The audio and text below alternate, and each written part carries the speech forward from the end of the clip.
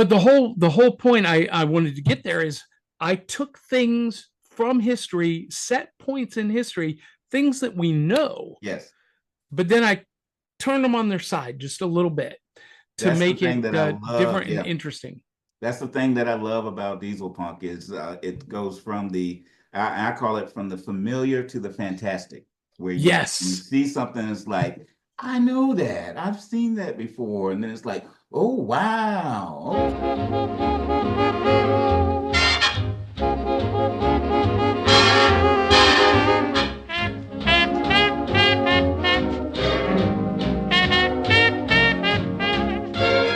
Well, hey there, gang. This is Tony here, and again, this is the season finale of season 2's Unpacking Dieselpunk. And gang, I have saved the best for last. I wanted to bring the person that's responsible for all of this that's been going on. Look, everything that you see behind me there, all of this stuff, anything that's Dieselpunk related with me, this is the guy that's responsible for all of this. Johnny and I go back, I'm gonna say it has been almost a decade yet. Yeah, almost 10 years. It's been about 10 years. And first of all, let me just go ahead and give him some form of introduction, because I can't do him justice. But for those of you that do not know the man, this is John PYKA, and he's currently the founder and the host of Back of the Cereal Box. Again, you know, he's Mr. Pop Culture. But some of us know him as Johnny Della Rocca. I mean, we remember those days. Some of us know him from the Big Daddy Cool days. But I'm going to tell you, I can't remember exactly how I stumbled across his content, but I just started seeing that this love that I had for retro futuristic stuff. I found that there was a community on social media, specifically it was Facebook, that also liked this retro futuristic stuff. And then I started seeing that, oh, they have a name for this thing. It's called Dieselpunk. Okay, I like that. I like the sound of that. Okay, let me hang around and watch these guys and see what this whole thing is all about. And then I just saw the fact that I don't know if it had to do with, you know, with us also being Gen Xers, but just that love for the stuff that looks like it's from the past but can function in the future. And I wasn't the only one that was digging it. And I saw that, my people, I found you. and the mayor of Dieselpunk Town is sitting right here with Mr. John PYKA himself. So John, I'm going to go ahead and hush for a second and let you just go ahead and chime in and say hello to everybody. Well, hey there, friends and foes and fellow Dieselpunks. As Tony said, yeah, we've known each other for about a decade. And the way you found me, Tony, is that I found you first. Okay. I found Art Lessons from God. That's right. And we started having, creating a relationship through that. And you were like looking at my stuff and you were like, wait a minute. This is the stuff I dig. And then you found the Dieselpunk podcast and the Dieselpunk community on Facebook and dieselpunks.org, which sadly is no longer around, but the Facebook community is still there. And and we've just been doing the retro future thing for a while. And with the advent of COVID, I kind of didn't go away from it, but I put a focus on the new podcast, really celebrating the Saturday mornings of our youth. Absolutely. And really diving into the Gen X stuff. And what's really funny about that is we did an episode of the Dieselpunk podcast specifically about Back to the Future. Okay. And I maintain that that movie is Dieselpunk, not just because it goes back to the 1950s before Sputnik, which Right, in right. my timeline Yep. is part of the Diesel era timeline. But because it was made in 1984 and released in 85, but the 1980s is so filled with the retro 40s and 50s culture, fashion, and aesthetics that it really was the You're right. foundation for Dieselpunk. You're right. Because um, I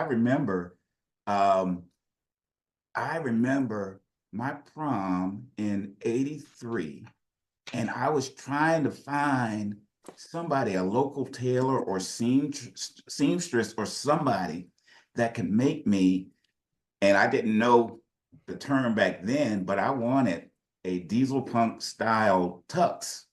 And I was trying to find somebody that made the baggy pants that were from the 40s Yeah, the and just zoot had suit that whole style. fit. But again, that made sense, especially in the 80s, because there was that connection with the 80s and the 40s, man. So yeah, we were right. We were right there in the thick of it. If you watch video like MTV videos from the mid to late 80s, you've got MC Hammer wearing the zoot suit pants, Yes. Paula Abdul high waisted, the flared out zoot pants, and Arsenio Hall was doing that style. It was all over the 1980s, and And you know who confirmed it?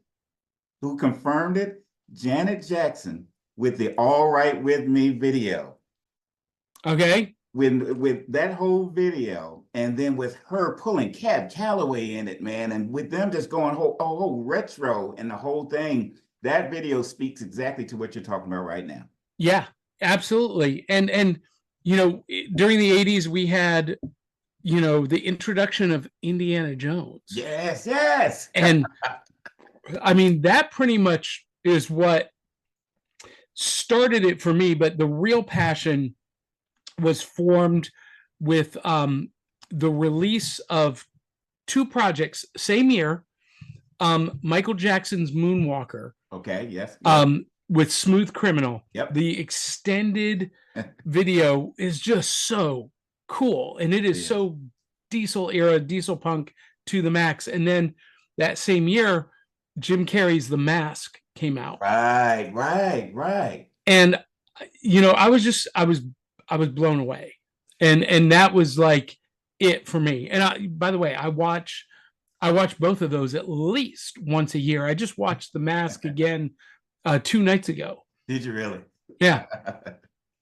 That is amazing. That is amazing. And what you're just sharing with us now, with especially all the content that was out back then that kind of gave us fed our diesel punk fix, even if we didn't even have a name for it.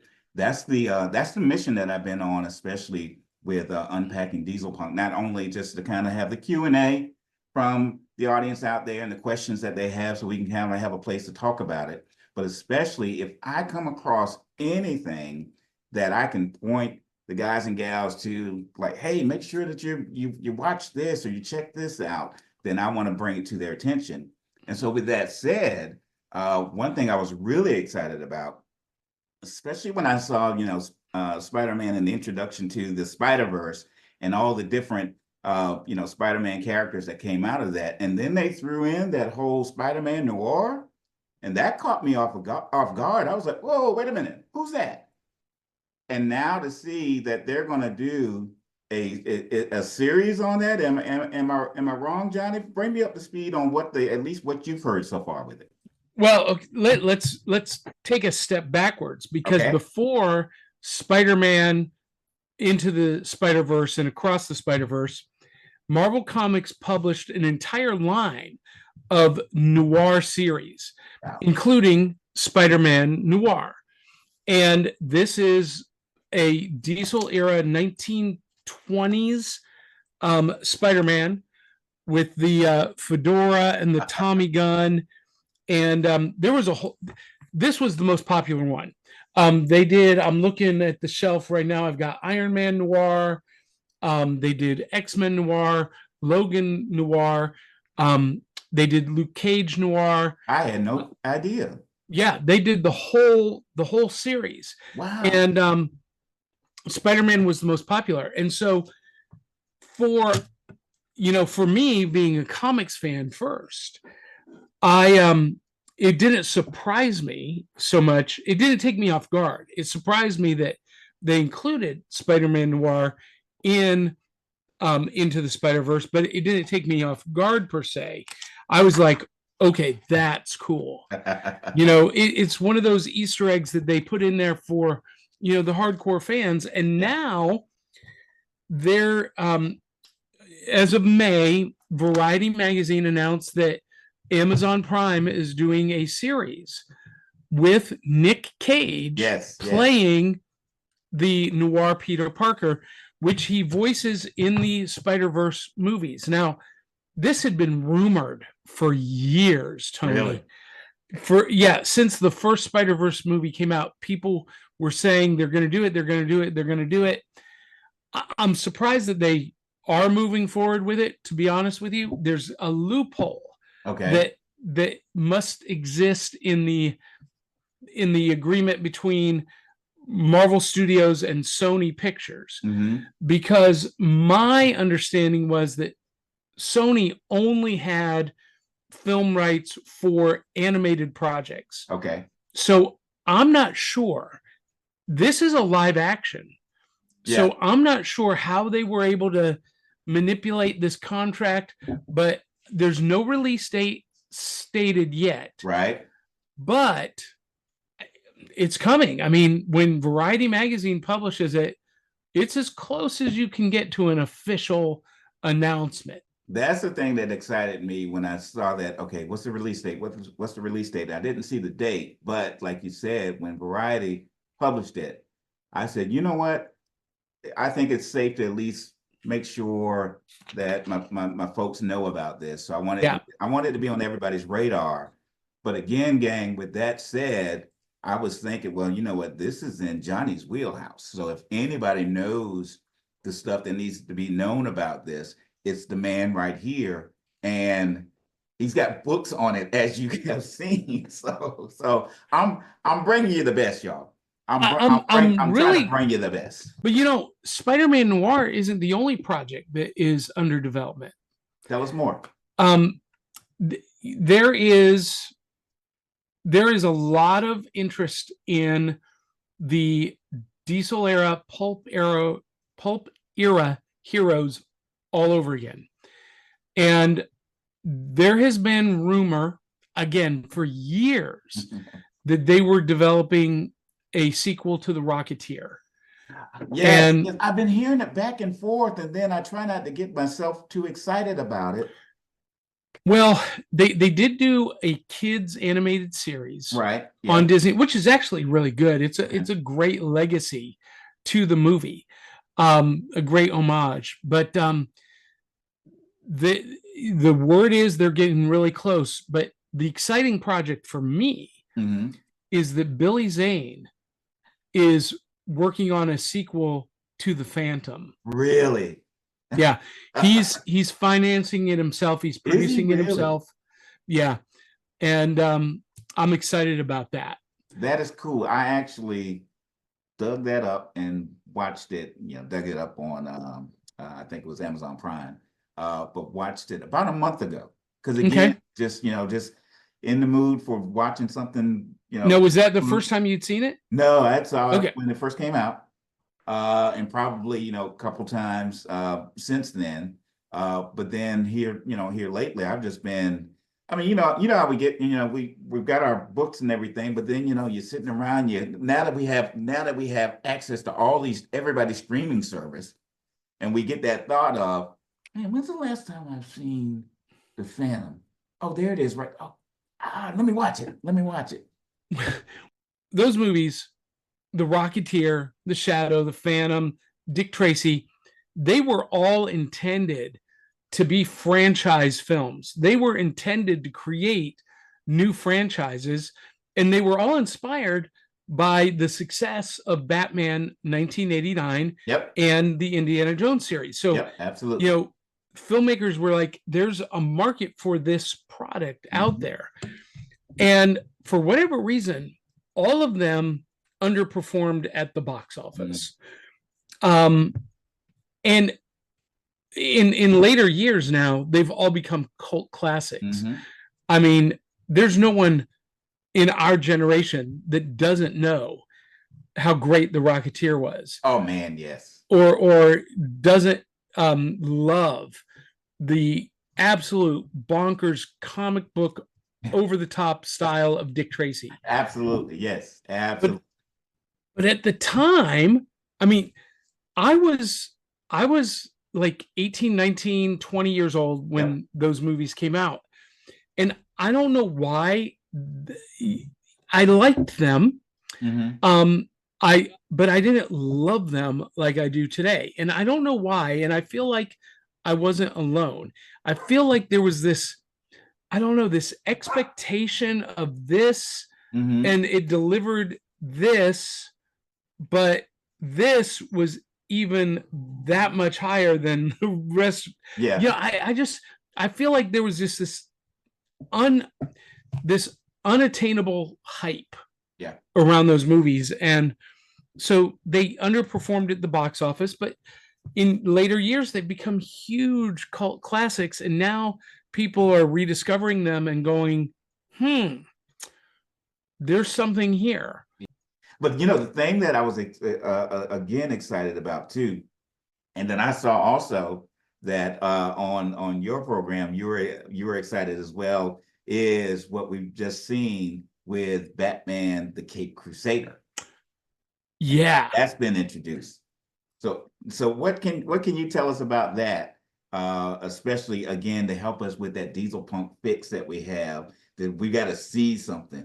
Yeah. So Caped Crusader is the new animated show on Amazon Prime. And I'm going to bring up some notes here because I was watching the first couple of episodes and I was super surprised to see some of the names connected with this. Now, we all know Batman the Animated Series by Paul Dini and Bruce Timm. Right. And, you know, for Dieselpunks, that was a huge project. It is maybe the best example of true timeless Dieselpunk. You know, the aesthetics of the 30s, 40s, and into the 50s mashed up with, you know, futuristic science fiction and machinery, and the celebration of the anti-hero. Yes, yeah. But gang, any of my Dieselpunk artists that are watching right now, you know that is one of the examples of how do we do it well and do it right. How are we trying to design or create something that's visual that looks like it's from the past but can function in the future. I mean, you know, Batman the Animated Series is required viewing for just doing that. Go ahead, Johnny. I'm sorry to interrupt. No. So Bruce Timm wanted to do not really a continuation. It feels a lot like a prequel, but not really. It does, yeah. And you know, I'm watching this, and you got Bruce Timm, who, you know, created Harley Quinn. Right. Yep. But here's some of the other people who are involved in this series. See if you recognize some of these names. Frank Miller. Okay. Steve Englehart. Okay.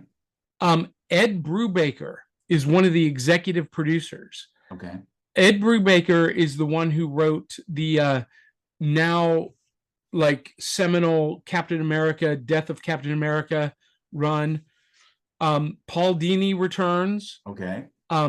Len Wein, who created Lucius Fox and yes. Okay. Yeah. Greg Rucka, comic book writer, is writing some episodes.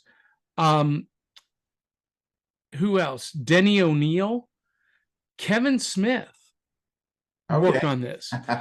I mean, the writing staff is a who's who of comic book creators. And, you know, I've only watched the first 2 episodes. but it really does feel like a successor to Batman the Animated Series, but it takes place before. It It's a does, yeah. younger Batman. He's kind of new, and finding his way. The voice actor sounds a lot like a younger Kevin Conroy. Okay, yeah. You know, he doesn't imitate Kevin Conroy, but he has a lot of the similar Yeah. timbre. Because he doesn't sound, you don't listen to him like, hey, wait a minute, that doesn't sound off. Yeah, it's got a nice the continuity is there. Yeah, but this is where some fans might get a little bit upset. It is not set in the same universe as Batman the Animated Series. It is not a prequel because there are some changes to some characters that go contrary to established traditional canon. Okay. And the biggest one, yes. spoiler alert, but if you haven't heard this on social media, then you've been living under a rock. The Penguin is a woman, Oswalda Cobblepot. Cobblepot, yeah. And I'm not sure why they went that direction. I mean, they were going for kind of I think a Della Reese from Harlem Nights, or Queen Latifah from Chicago vibe. I can see it. Because that was kind of the cabaret performer character she played. Right. But I never bought it, Tony. Okay. Because that big hook nose just didn't work for me. But you know, so she's this like curvy, voluptuous cabaret performer, but she's also the Penguin criminal crime lord, you know, heartless, merciless, will kill her own kids. Yes, yeah. I'm going to tell you the way that, because I watched it and I was like, okay, all right, let me sit back and, you know, entertain me. And I was entertained. And I can see how this can go on further. And then I mean, especially when they introduced her having kids, I was like, okay, she's a crime boss, and you know, her two sons are with her. And maybe one of her sons becomes the traditional Penguin in the future. Yeah, so I asked myself, why are they doing this? And with me being a marketer, one of the reasons I'm thinking could be is we're talking about it. Yeah, just to put eyes on it. Yeah, yeah. Because they know it's like, okay, well, if we throw this little curve out here, our production that we're doing is not just going to go ahead and just, you know, move along. We're going to go ahead and get everybody's attention. They're going to be talking about it one way or another. They're going to watch it, and let's do it safe enough. Wait, let's do it well. Let's do it well, do it right. So they're like, all right, well, I don't know if I like what you're showing me in this episode, but I'm going to watch the next one. Well, you know, what's interesting about that, I don't know if you're a fan of pro wrestling, but Eric Bischoff famously said, controversy creates cash. Yeah. And that's what they did intentionally. Yeah. That, and you know, I thought it was kind of odd. I wasn't necessarily on board with it, but you know what? Gender bending characters happens in live theater all the time. And so it's not that unusual in entertainment. One of the other minor changes was to Commissioner Gordon and Barbara Gordon. Yes. And at first I wasn't sure if it was just lighting or if if they did have additional melanin. Yeah. You know, with Cape Crusader, one of the things that I loved in episode 2, the way they reinvented Clayface. Yeah, if you've watched, it was a riff on Boris Karloff, the actor. I saw it. Yes, I did see Basil it. Karlo. Yes. Wanting to be able to change his appearance to play leading man. Yes. It was so well done, and I love that different take on that character. So there's a lot to love. I'm looking forward to watching the rest of the episodes this week. You know, that's the thing that I think that makes it exciting, where, you know, you take something that's established already. But then, I mean, I'm like, why don't, I've got some stuff that I could watch now or do something. Why do I need to go ahead and watch another episode of this? I mean, I've been there, done that. I've been watching it all my life. But you know what? Now they've got these little nuances. And so I'm like, you know what? I'm familiar with this, but I'm not familiar with this take on it. Okay, let me watch that. So I think that's good.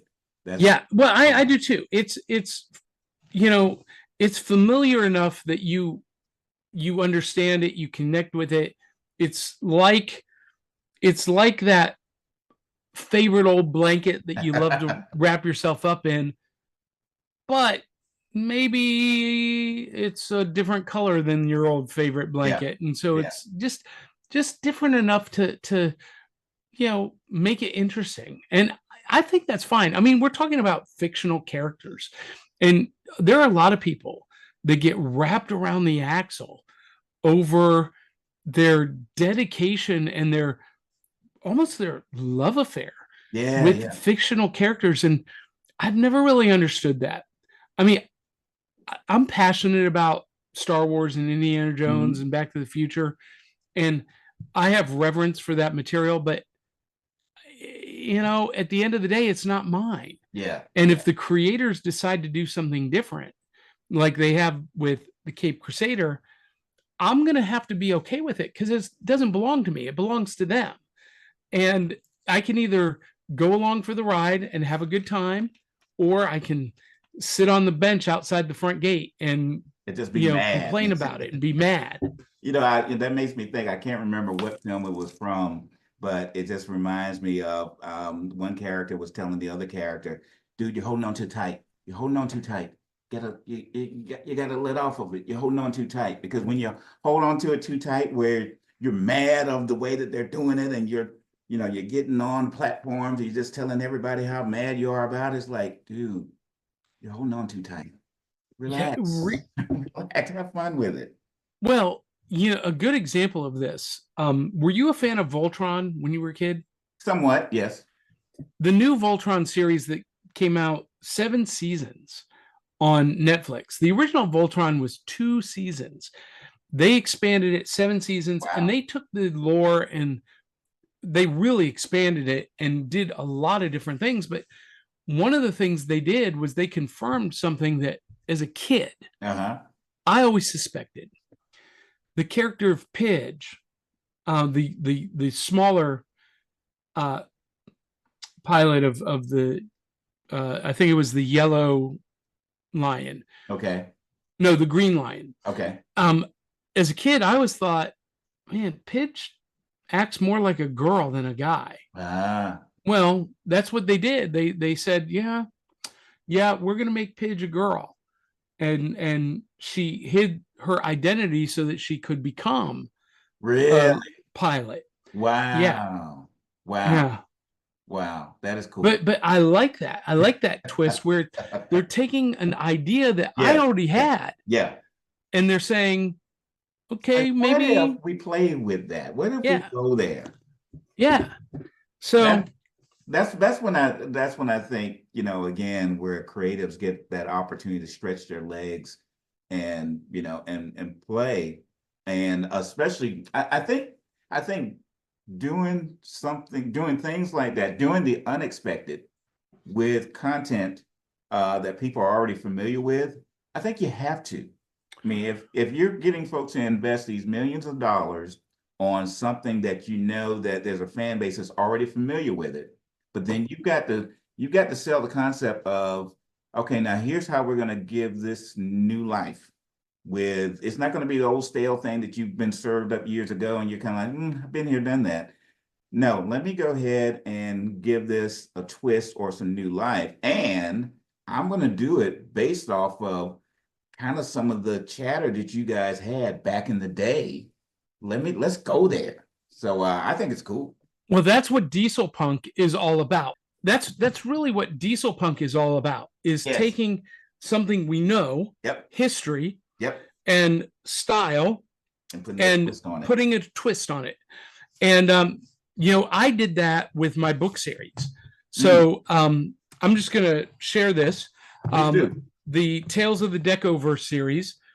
And, when I discovered Dieselpunk, I originally called it Decopunk. Okay. Before I discovered that there was already a term. But I've gone back to that with this book series. So 3 volumes, Tales of the Decoverse. Okay. And this is that Big Daddy Cool character that right, you were right. first introduced to.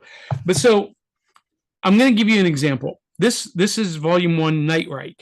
And it's a short story. It's a quick read, one sitting. The premise is that in the last days of World War II, Adolf Hitler, desperate to win the war, makes an unholy alliance with the most ancient evil the world has ever seen, Count Vlad Dracul, Dracula, to create an army of vampire Nazis. And the combined heroes of the age have to unite, assemble to destroy this vampire army. Okay. And one of the characters, all of the characters are based off of pulp hero archetypes. Gotcha. Flash Gordon, the Phantom, Green Hornet, but different takes and expanding on those ideas. But one of the characters is a character that really I took from. He doesn't even appear in the traditional literature, but the character of Harker Van Helsing, okay, who is the son of Abraham, or is the son of Nina Harker and Dracula, okay, but was adopted and raised by Abraham Van Helsing. Wow. And so he's a primary character. And then we're talking about alt history, and civil rights. Well, the next book is One Night at the Roxy. This takes place. This is the same story, but from the other perspective. Oh wow! This is in Europe. This is in Chicago. Okay. So when all of the fighting's going on in Europe, there's stuff happening in Chicago. Wow. And the character on the front, Lana Lamore. Yes. I had decided that the love interest of the main protagonist, Big Daddy Cool, was going to be an African American woman. Okay. Now this is set in 1946, or I guess 1944, really. Okay. 44 through 46. That never would have been acceptable, right, in mainstream Chicago gangster circles, nightclub circles. But in my Decoverse, there never was, and I'm not going into why, but there never was any racial segregation. It didn't exist. And I think it's probably because my own personal philosophy that, I don't believe in separate races, Tony. I believe that we're all brothers and sisters, one blood, created by God. But and then the whole thing continues with Rise of the Impossibilists, which is a time travel story from present day back to the five power treaty, which took place between World War I and World War II, where it limited Germany from expanding their navy. Okay. So, but what if an outside party, someone like, I don't know, Grigory Rasputin, decided to assassinate all of the delegates at the five power treaty and allow Germany to propagate their navy and be a stronger nation? That's what this is all about. Now, so Johnny, where can our folks get those books? What's a link that we can go to? And I'll have it on the show notes as well, y'all. Right to my website, johnpyka.com. Okay. And there's a big square right there, author. link, and it takes you to my Amazon page. And we'll have that on our show notes for this episode as well. Well, one thing, Johnny, I didn't want to take all of your night, but one of the things that I did want to get your take on, because I really appreciated this with not only with how they did this originally with Batman the Animated Series, but like we were just talking about Batman the Caped Crusader, but it really just had me, again, just focusing on part of the original material, at least in the style, which was the Max Fleischer series of Superman. And not only just finding out that that is currently now public domain, but man, what was it? I think it was either last night or the night before last. I watched like 6 episodes of that, just being in that whole vibe. But I like how all of these things are tying in together, and just again, just satisfying my Dieselpunk fix that I need to have, and I'm seeing it visually, man. So and I think you've been checking it out as well too. Well, I've been a huge fan of the Fleischer Superman since I was a kid. I don't exactly remember when I was exposed to it, but I've always held it as like the gold standard of Superman animation. And absolutely, when you watch it as an adult, I'm just blown away by how good it is. And yes. I learned this week for the first time. I was today years old when I learned that they did what they call rotoscoping. Yeah. And I didn't know that they did it, but when you watch it, it makes perfect sense. Rotoscoping, for those who don't know, is where they trace the animation over live action film. Yeah. So that's why you get that super fluid, detailed animation and just flawless movement for the most part. But it also cost them in 1941 dollars. In 1940, $41, it cost them $50,000 per episode to produce those 17 Superman shorts. Isn't that crazy, man? In today's money, yeah, that's $800,000 per episode for a 5 to 8 minute short. And that was Technicolor, so yes, they were probably getting ready to watch a feature-length black and white, but this well done, professionally done Technicolor animated short just probably blew everybody away. Oh, yeah, it did. It absolutely did. And think about this: Superman debuted in 1938 in Action Comics like #1, years, and has theatrical release animated shorts in 1941. That's a short turnaround. Yeah. And pretty much everything we remember about Superman or that became part of the Superman lore really took root in those animated shorts. And we covered it on Back of the Cereal Box this past Saturday. We talked about the Fleischer Superman. Yeah. And Lois Lane from the Fleischer Superman appears in the Caped Crusader. But it goes beyond that too. One of my favorite episodes of the Fleischer Supermans is the Mechanical Monsters. Yes, yeah. And it was a direct influence on Sky Captain and the World of Tomorrow. I was going to tell all of you guys and gals that are watching right now, many of you are already familiar with, Sky Captain and the World of Tomorrow. If you haven't seen what we're talking about now with these Max Fleischer Superman shorts, and you got to watch what is the Mechanical Monster, right? Yeah, and then watch that one, and you will see the connection. And I think the fireworks will go off.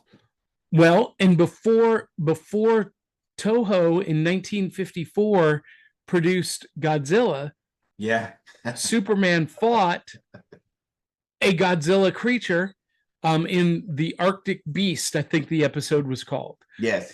And setting the stage for stuff to come And it was just it's considered like among animation historians, it's ranked number 33 in the top 100 greatest animated series of all time. I put it a little bit higher. I know. I'm surprised it's just 33. I'm like, okay, I'll Yeah. put that thing up higher there.